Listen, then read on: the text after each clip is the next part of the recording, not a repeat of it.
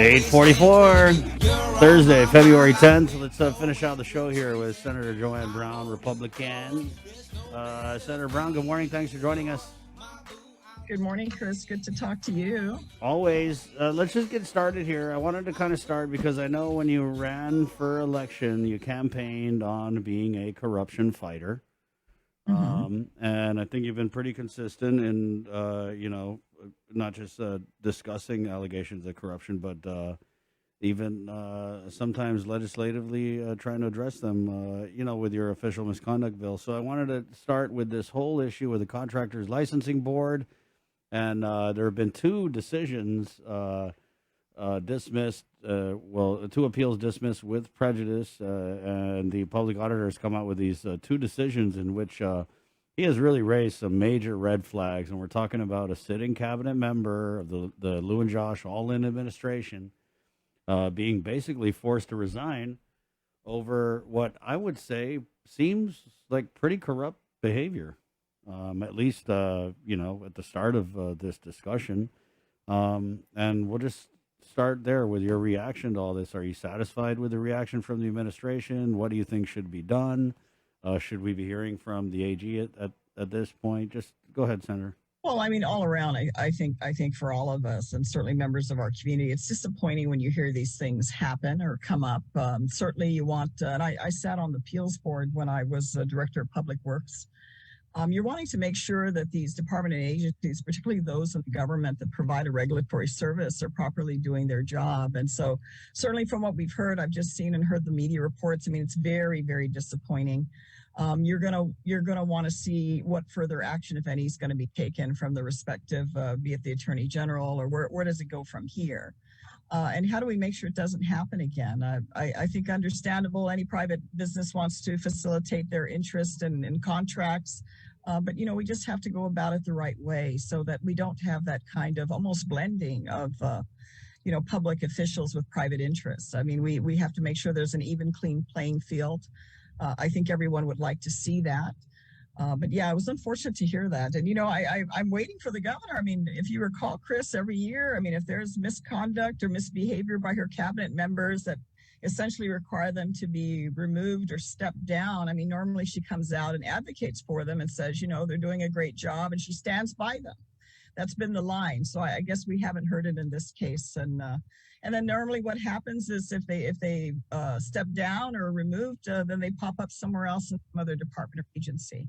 And I just think that sends the wrong message. I mean, none of us are perfect. Of course, we're all human. But when you're in these positions and you have to make decisions, not on behalf of yourself, but in your official public capacity, you have to make sure you're making the best and responsible decisions, and you're not misusing the authority to which you have been temporarily granted by the people to make decisions on their behalf and to ensure that, the rules and the regulations and the laws of this island are upheld. And so it's just disappointing in this particular case to see that this sort of thing is happening. Yeah, no, I mean, I'm thinking you're thinking about Jack Hattig is one of those who there was a little bit of heat brought on him. I mean, you get less work and, about the same pay or more. From the very beginning, and Chris, I make no bones about the fact I'm not here to take up space because I wanted to be a senator again. I mean, when I was bright-eyed and in my 20s, this was exciting. I'm back all these years later because I was just in the 2 years I was out, I was, retired. I was very disappointed. I mean, I didn't like the messaging. I didn't like the lack of responsibility. I didn't like the lack of accountability. And I certainly didn't appreciate the Guam legislature not demonstrating what I believe is a needed check and balance. And sure, when you're not in the legislature and you're in the administration, the legislature can be a bit annoying. But at the same time, I mean, we're all elected to ensure the interests of the people is protected, and it's important to have that check and balance. It's important to, to shine the light on these issues, because when you're in a position of authority, we have a lot of power and we have a lot of influence on how things are done. And if the direction is not to do it the right way and have the best interests of the people we're supposed to be representing, then you end up with abuse. You end up with people that And I don't know if it's because of lack of experience or lack of a value system, or in some cases just the basic right and wrong. And you put them in these high profile positions where they're supposed to execute the interests of the people, and then they misstep and they make these kind of mistakes, and there's a price to pay for it, because this is what we hear, right? In this particular case, the public auditor brought this to light, but has this happened before? Is this the standard? I mean, you get a little bit concerned. You get a little bit concerned when you hear things like this. Yeah, I mean, when you have the public auditor releasing a second decision in as many weeks, that seems to point to the exact same thing that happened in the JMI Edison case, and you have the public auditor saying, "I don't know if I trust anything that comes out of the contractor's licensing board." But well, and you don't, once you lose credibility, that it's very difficult for anybody to listen to you if you've lost credibility. And then, is this what else? I mean, how can you, if responsibilities you're supposed to have, you've misused or abused that? And of course, it has to go through the process, but at least on what the findings so far by the OPA, it points in that direction. Then of course it's very difficult to take that information, because I myself, I've seen it in government. I see how information is falsified, created, backdated, generated, how they make certain things disappear when it's convenient. Sort of thing happens, and it's unfortunate, but it happens. And unless you have people put in positions of power that are responsible, where their reputation and their sense of who they are matters to them, then you get this kind of stuff. Some people interpret being in a position of authority, boy, it's a playground, and they get to play for the time that they're there. And that just, I don't think that's what we'd like to see. And more importantly, I don't think that's what the people of Guam want to see. Senator, you brought up that, a lot of times we'll have one of these cabinet members, they get caught in the crossfire, and then they leave. Well, like in the case of Jack Hatzig, right, is one of the ones I thought about. But then we've seen some, like Samantha Brennan, leave the administration and then come back. So, I mean, do you really think that they're going to make a place for Buddy Orsini somewhere? I have no idea. I mean, they have a track record of doing that. That's for them to answer. The leadership comes from the top, and goodness, I've worked for 2 governors in my life, and I've never felt a sense of laid back attitude that, hey, I'm politically connected and I'm going to be here no matter what I do. I was always of the thought that if I misstepped or didn't fulfill my obligations of responsibility, that I was replaceable, as all cabinet members should be if they don't perform their jobs. I mean, during the ad administration, sometimes you didn't even know about it. They just disappeared. They were gone. And there was no second chance if you made those mistakes. If you ever put the governor in a compromising position of embarrassment because you didn't properly execute or you misused your authority, you were gone. Governor Calvo, there's no question. I never felt a sense of comfort, even though I've worked with him. I've known him for a long time. I consider him a very dear friend of mine for a lifetime. But he also had expectations of performance. And if we didn't do it, hey, while it pained him, he didn't hesitate to make those decisions. But I don't sense that in this administration. They've come out and said, well, we don't throw people away. Well, nobody wants to throw people away, but you simply don't put them in positions of authority.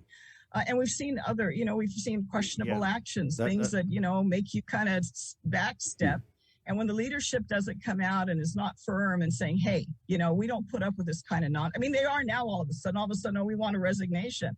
Well, we're in an election year, and now the curtains are being pulled back, and people are now, power's in the hands of the people.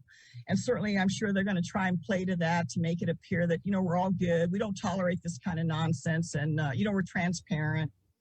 Put us back in office. And that's not been the trend over the past several years that this administration has been in terms of how they've dealt with, bad decisions, sometimes improper, illegal decisions made. And, we don't even need to start at the port today. Yeah. Oh, no, but, Senator, you don't see them dealing with that directly as they should. I wanted to bring something up, and I'll just start with like the Ethics Commission, right? This is something Lou and Josh campaigned so hard on when they ran in 2018-19, right? And I almost feel like they can campaign on it again, because now they're running for re-election. The thing has not stood up. There's all kinds of ethical craziness going on. I just want to let you know, on a side note, outside of the obvious ethical issues with this whole buddy system over at the Contractors Licensing Board, I have a family member who attended an ethics training recently. And they brought up as an example of perception the hiring of the former DOC prison guard, Frankie Rosalind, over at the Mhm. port by the GM Roy Respicio.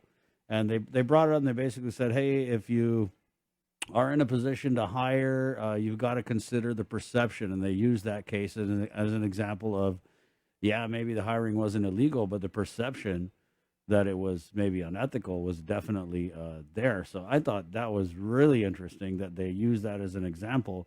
And then a little bird told me that Adelup got upset about it and made some phone calls and stuff. But I mean, what do you expect? But I just thought that was interesting, and I wanted to But share that in with you. that particular case, you think that the direction would be, even if it's the appearance of impropriety, let's not appear that way because we don't want people to think that this is acceptable.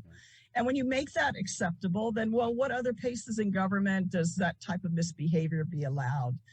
Someone who's a direct connection to, the lieutenant governor, someone who obviously has an official misconduct record. And then they get hired over other applicants. I mean, they did come out later and say, yes, there were other applicants that applied, and I'm sure other applicants that were qualified. But in this particular case, we have a close family member that was accommodated. And again, it doesn't send out the right message. I mean, people say, well, what do you do with people that, they've made mistakes and they've corrected themselves and they're on track? And I have nothing against that. But there's certain positions in government I may not necessarily want to support that individual being in, especially a point of entry into Guam, especially if the offense was drug related. I mean, we see time and time again in our community, it's almost distasteful listening to the news and hearing it, reading it about the amount of crimes that are happening on this island and the harm that's coming to our community related to drugs. And while we say, oh, we're this and we're that, well, that's not what that's not the feeling that's out there. That's not the leadership direction that's out there. And when we're busy accommodating to take care of our own, then we're not taking care of our main responsibility, which is to take care of our community, set those standards and protect our community. But when you see these type of, we're not just making allegations. These are the realities of what has happened. And it's acceptable. As a matter of fact, it's almost, they're defiant in supporting it. And like, what's the big deal? You can't hold it against them because they're a relative. Oh, no calls were made. I mean, then you got other people saying, yeah, so-and-so exactly telling you who at the front office called to make these accommodations. And we know it's wrong. And yet they do it. And in spite of even the public publicity that's been put on these issues that have been improper, they still do what they want to do, irrelevant of that. And in most cases, people kind of put the brakes. You expect your boss to put the brakes and say, hey, either get your act together or step down or step aside, but this is not acceptable. And I don't hear that message. Yeah. Maybe now in the case, unfortunately, for Mr. Orsini, he just happened to, get in trouble right after the turn of the year, and it's the election year, and all of a sudden we're very firm about this misdeeds in our administration. And yet, the list is long of what they've allowed to happen. Well, good points, Senator. I wanted to ask your reaction. We have a few minutes here. Your reaction to the governor's budget proposal, and then I also wanted to ask about your reaction to the ARP spending reports. So if we could close on those two.